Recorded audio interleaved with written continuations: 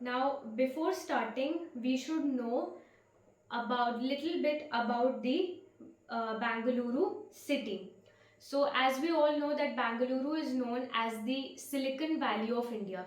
Silicon Valley, it is basically from the United States of America. So, what happened that Bangalore became the software hub of India. Because of that, a lot of migration took place both from inside India as well as outside India. So, because of that, to accommodate various MNCs which were opening day by day, a lot of new offices were being built, PGs were also being built. उसकी वजह से उसको बनाने के लिए Karnataka government एक Bengaluru master plan लेकर आया. उसमें हुआ क्या कि जितने भी एग्जिस्टिंग लेक्स थी उनको कॉन्क्रिटाइज कर दिया गया. उनको बेसिकली वहाँ पे लेवलिंग कर दी गई, वहाँ पे मिट्टी भर दी गई ताकि हम ऑफिसेस को अकोमोडेट कर सकें.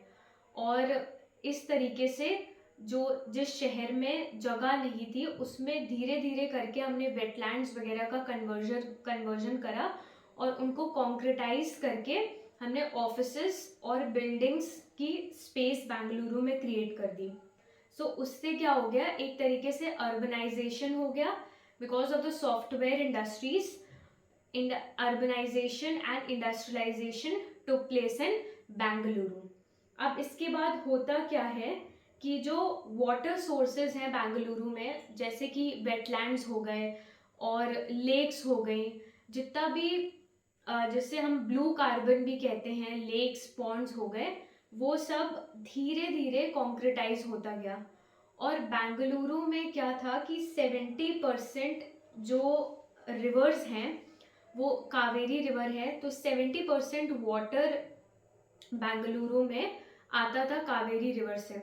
अब कावेरी, जैसा कि आप सबको पता होगा, it is a monsoonal river. मतलब मॉनसून आएगा, जुलाई के सितंबर के बीच में जो बारिश होगी, रिवर्स भरेंगी, रिजर्वर्स भरेंगे, इवेंचुअली बोरवेल्स भरेंगी और वाटर सप्लाई पूरे शहर को दी जाएगी.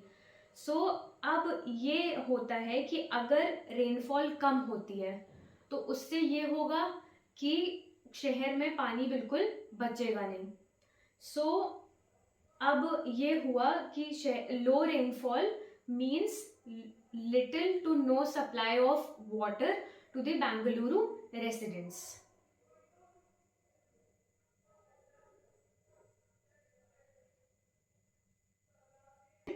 कि एग्जिस्टिंग लेक्स को भी हम यूज नहीं कर सकते हैं. तो almost 90% according to Karnataka, this is a state figure, according to Karnataka state population control board, around 90% of the lakes are fed with untreated sewage और contaminants. सो उसकी वजह से क्या हुआ है कि ऑक्सीजन कंटेंट उन लेक्स में इतना कम हो गया है, it has even gone below the desired level of 4 milligram per liter due to organic pollution. So this has severely affected the water quality. So water quality is directly related to your quality of life. If you are not getting clean water, so this will directly or indirectly affect your standard of living also, because as a citizen of this country you need clean water. Okay, that is your fundamental right.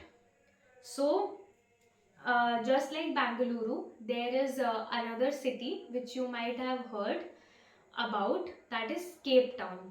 So Cape Town में भी कुछ ऐसा ही हुआ था कि उन्होंने अपना real estate boom जब आया था 1990s के टाइम पे, तो उन्होंने भी अपना जितने भी वाटर बॉडीज थे, वेटलैंड्स थे, लेक्स थे, सब उन्होंने डिस्ट्रॉय कर दिए. तो लेकिन अब धीरे धीरे केप टाउन रिकवर भी कर रहा है.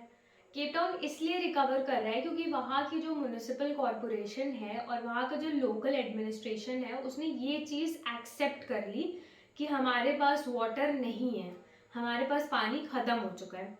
When you accept the particular problem, half of the battle is won, because once you accept the problem you will start working towards the solution.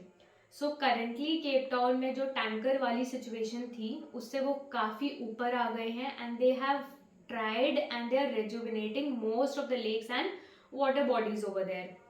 Okay, so now let us move on to the next slide, which is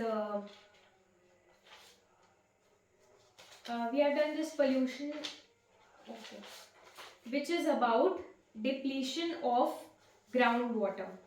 So we can see that because groundwater is there, so in over exploitation, because lakes and all have dried up, so we have no other source to get tap water but groundwater. So groundwater से we do excessive extraction of water, as we all know कि हमारे घर में जो नलों से पानी आता है वो बेसिकली ग्राउंड वाटर से आता है, बोरिंग कराई जाती है और नीचे से एक्सट्रैक्ट करा जाता है पानी.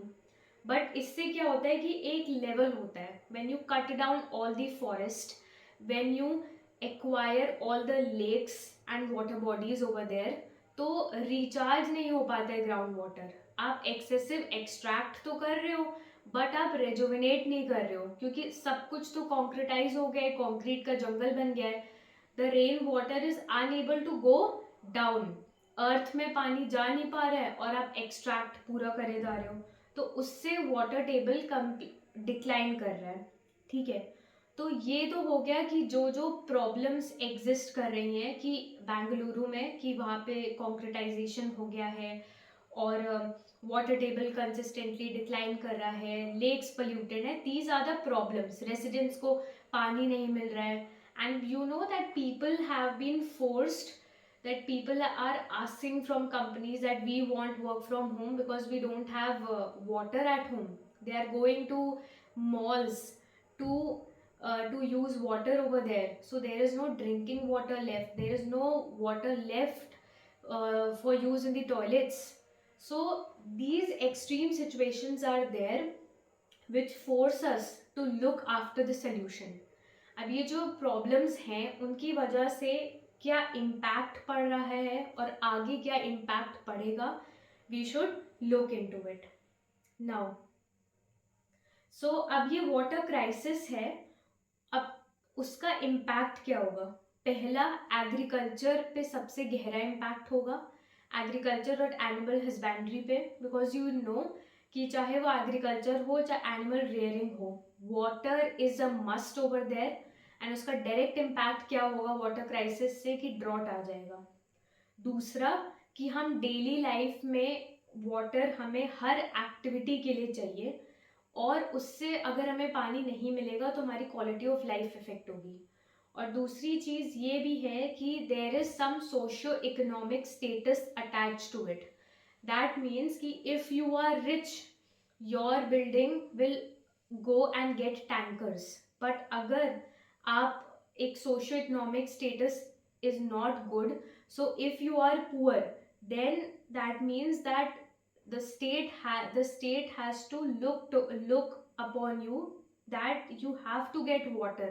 ऐसा नहीं है कि वाटर एक्सेसिबल, जब इतनी पानी की डर्थ हो जाएगी, स्कार्सिटी हो जाएगी, तो फिर पानी हमें ऐसे ही, तो क्या जो गरीब हैं उन्हें पानी नहीं मिलेगा या उन्हें नहीं मिलना चाहिए. तो इसीलिए जब भी वाटर रिसोर्सेज या कोई भी नेचुरल रिसोर्स ऐसी होती है जो डिस्टर्ब होती है, सबसे ज़्यादा इम्पैक्ट पुअर पॉपुलेशन पे पड़ता है. For example we can see about the air conditioners, कि हम लोग के घर में एसी है, we are able to cool our inner environment, cool our inner surroundings, but we warm the environment. और जितने भी लोग हैं जिनके घर में एसीज हैं उनका तो ठीक है, लेकिन जिनके घर में एसी नहीं है वो सब इन्वायरमेंट पे डायरेक्टली और इनडायरेक्टली डिपेंड करते हैं. वो प्लांट्स की, ट्रीज की छाया पे डिपेंड करते हैं, छाया पे डिपेंड करता है कि कैसा उनका क्वालिटी ऑफ लाइफ होगा. तो हम नेचुरल रिसोर्सेज को हमें कंजर्व इसीलिए भी करना चाहिए बिकॉज उससे डायरेक्टली और इनडायरेक्टली हम सबका वेलफेयर जुड़ा हुआ है. So now let us move on to the next point, which is कि जैसे ही हैबिटेट डिस्ट्रक्शन होगा, लेक का भी जैसा आपने पढ़ा होगा एक प्रॉपर इकोसिस्टम होता है, उसमें सॉल्ट वाटर और फ्रेश वाटर स्पीशीज होती हैं. डिफरेंट डिफरेंट तरह के क्रोकोडाइल होते हैं और डिफरेंट डिफरेंट तरह की स्पीशीज़ हैं। अगर उनका लेक का टेम्परेचर बढ़ता है या लेक पल्यूटेड होती है, सबसे ज़्यादा इफेक्ट फूड चेन में पड़ता है, तो इकोसिस्टम इनडायरेक्टली इफेक्ट हो रहा है और हैबिटेट डिस्ट्रक्शन हो रहा है। सो हैबिटेट डिस्ट्रक्शन से डायरेक्टली इनडायरेक्टली हम लोग पे बहुत बड़ा इम्पैक्ट पड़ेगा। दूसरा, water shortage is there, so food security हमारी डायरेक्टली इनडायरेक्टली उससे रिलेट होती है। और आपने ये भी कहीं ना कहीं सुना होगा कि हम लोग सबसे ज़्यादा शुगर केन और राइस एक्सपोर्ट करते हैं। तो believe me that rice and sugar cane में इतना ज़्यादा पानी यूज़ होता है that they are known as water guzzling crops. इतना ज़्यादा पानी यूज़ होता है कि एक तरीके से हम अपनी वाटर सिक्योरिटी कॉम्प्रोमाइज़ कर रहे हैं। इतने वाटर इंटेंसिव क्रॉप्स उगा के हम अपनी वाटर सिक्योरिटी कॉम्प्रोमाइज़ कर दे रहे हैं। So this is about it. Now these were the problems what we had, the impact of water crisis on us, on our environment. Now let us move on to the solutions to this water crisis. अब ये water crisis हो तो गया है, अब इसका solution क्या है? Now solution सबसे दो तरीके का हम ये बना सकते हैं कि solution एक इंडिविजुअल लेवल पे हो सकता है, एक सोसाइटी के लेवल पे, और एक हो सकता है गवर्नमेंट के लेवल पे। इंडिविजुअल लेवल पे first of all we have to accept this thing and we have to stop pretending that this water is unending, कि वाटर तो ऐसा रिसोर्स है सनलाइट की तरह कि जो वो कभी ख़त्म होगा ही नहीं। And we have seen from the examples around us with us also कि वाटर एक रिसोर्स है जो कि लिमिटेड है। और इंडिया में जैसे आप जानते होंगे कि we are 16% of the world's population, लेकिन 4% जो है वो वर्ल्ड का वाटर रिसोर्स हमारे पास 4% है और हमारे पास जनसंख्या वो है वो 16% है। तो we have no choice but to conserve water. Okay, so ये आप कर सकते हो कि आपको सबसे पहले you have to decide within yourself that from today you have to conserve water. Second, we need to reuse water. For example, जितना भी AC water होता है we can collect it and we should use it for flushing the toilet. And RO water भी आपने देखा होगा कि हम सबके घरों में RO लगा हुआ है। तो what personally I do that I put a bucket around the pipe, the small pipe which is there, and we use it to clean the floor. हम उससे फ्लोर साफ कर लेते हैं और उससे प्लांट्स वाटर कर देते हैं, बिकॉज एक ग्लास RO वाटर निकालने के लिए उसमें 3 glasses of water approximately is wasted, it is flushed, it goes down the sink. So we can do this. And at the society level we should, as we all know कि rain season is coming in July, so what we can do that her building में rain water harvesting का system start कर देना चाहिए, because rain water harvesting अगर हम करेंगे उससे वो डायरेक्टली बोरवेल, बिल्डिंग के बोरवेल तक पानी चला जाएगा और हमारे घर में हम उसे पाइप के थ्रू मंगवा सकते हैं. सो डायरेक्टली इनडायरेक्टली हमारी खुद की एक सस्टेनेबल वाटर सोर्स तैयार हो जाएगी रेन वाटर हार्वेस्टिंग से. Although government has made mandatory policies regarding rainwater harvesting, but we all know कि इतना ज़्यादा effective नहीं है. It all depends upon the individual and the society's choice. अगर हमने सोच लिया है कि हमें रेन वाटर हार्वेस्टिंग करनी है, so we will learn from it and हम करेंगे. फॉर एग्जाम्पल तमिलनाडु में बहुत एक्सटेंसिवली रेन वाटर हार्वेस्टिंग करी जाती है, जैसा कि आप सबको पता होगा. तो इंडिविजुअल लेवल पे मैंने आपको बता दिया कि हम क्या कर सकते हैं, हम सोसाइटी के लेवल पे रेन वाटर हार्वेस्टिंग कैसे कर सकते हैं, एंड इंडिया के लेवल पे बहुत सारी पॉलिसीज़ ऐसी बनी हुई हैं. नीति आयोग की तमाम रिपोर्ट्स आती हैं जो कि बहुत सारी चीज़ें हमें बताती हैं, लेकिन एक नेशनल पॉलिसी जो बनी होनी चाहिए. आपको पता है कि इंडिया में कोई भी ग्रे वाटर रिसाइकलिंग प्लान नहीं है. ग्रे वाटर हो गया, मतलब वॉशरूम्स के अलावा जो भी पानी है वो ग्रे वाटर है। वो ग्रे वाटर हमने आज तक कभी कलेक्ट नहीं करा और ना हम उसका इस्तेमाल करते हैं। तो उस पर एक नेशनल पॉलिसी बननी चाहिए।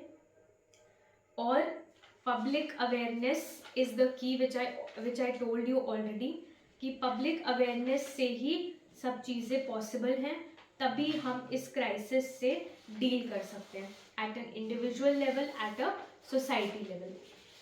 So at last I would say that water is a gift which we should not take for granted, because Indian cities, as we all know, कभी droughts आ रहे हैं, कभी floods आ रहे हैं, given the climate change. So the thing which is happening is कि अब ये regular phenomenon बन गया है. You must have known about the कि कितना ज़्यादा heat waves का impact हम लोग पर हो गया है. Already it is April but we feel that it is May June. तो जितनी हीट वेव्स आएंगी उतना वाटर हमारा डिक्लाइन करेगा, वाटर लेवल भी, और जो लेक्स में भी है। तो all we can do is conserve water at an individual level, at a society level, and government will do at the government level, and we should try to plant more and more trees and try to rejuvenate the lakes। जो lake का ecosystem जहाँ पे बना हुआ है वहाँ पे lake को रेजुविनेट करना चाहिए।